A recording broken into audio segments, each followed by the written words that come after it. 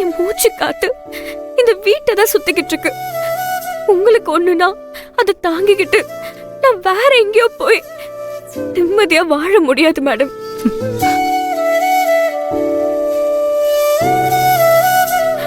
நான் எப்பவுமே உங்களோட இருக்கதான் விருப்பப்படுறேன். என்ன பிரிச்சு பார்க்காதீங்க, அது என்னால தாங்க முடியாது.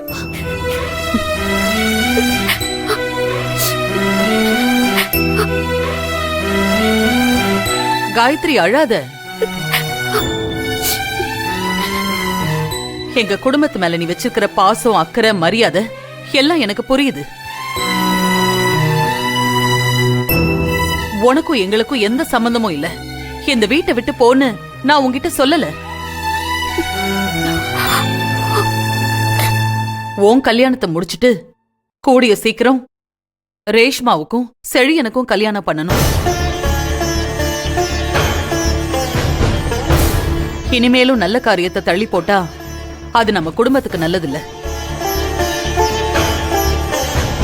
நான் ஏற்கனவே உங்ககிட்ட கேட்கும்போது 2 நாள்ல பதில் சொல்றேன்னு சொன்னல. இதுவரைக்கும் உங்ககிட்ட இருந்து எந்த பதிலும் வரல.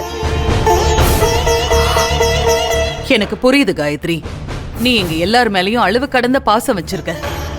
அதனாலதான் உனக்கு எங்களை பிரிஞ்சு போறதுக்கு கஷ்டமா இருக்கு.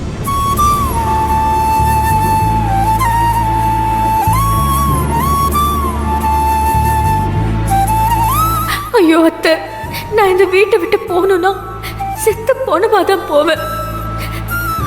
உயிரோட நிச்சயமா போக மாட்டேன். என்ன காயத்ரி, பதிலே சொல்லாம சைலண்டா இருக்க?